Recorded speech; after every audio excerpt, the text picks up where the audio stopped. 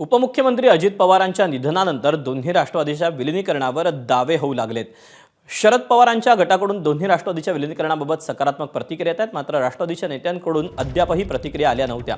आता राष्ट्रवादीचे नेते आणि ज्येष्ठ अभिनेते सयाजी शिंदे यांनी यावर एक महत्त्वपूर्ण भूमिका मांडली आहे। महाराष्ट्राच्या भल्यासाठी दोन्ही राष्ट्रवादींनी एकत्र यावं आणि अजित पवारांचं स्वप्न पूर्ण करावं असं सयाजी शिंदे म्हणाले। सोबतच विलीनीकरणावर चर्चा झाली होती असा दावाही त्यांनी केला। दरम्यान सयाजी शिंदे यांनी शरद पवारांची सांत्वनपर भेट घेतली।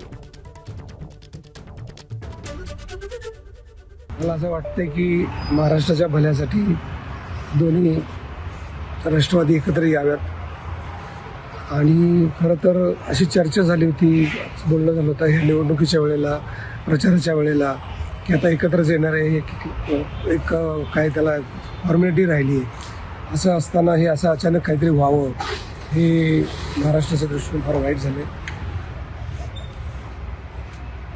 दादांचा जो उमदा डिसिजन घेण्याचा जो स्वभाव होता तो स्वभाव यावा परत महाराष्ट्राच्या भल्यासाठी, त्या दृष्टीने त्यांचं त्या अर्थानं त्यांचं स्वप्न पूर्ण व्हावं आणि ताकद वाढायची असेल तर दोन्ही राष्ट्रवादींनी एकत्र यावं या निमित्तानं। एबीपी माझा, उघडा डोळे बघा नीट।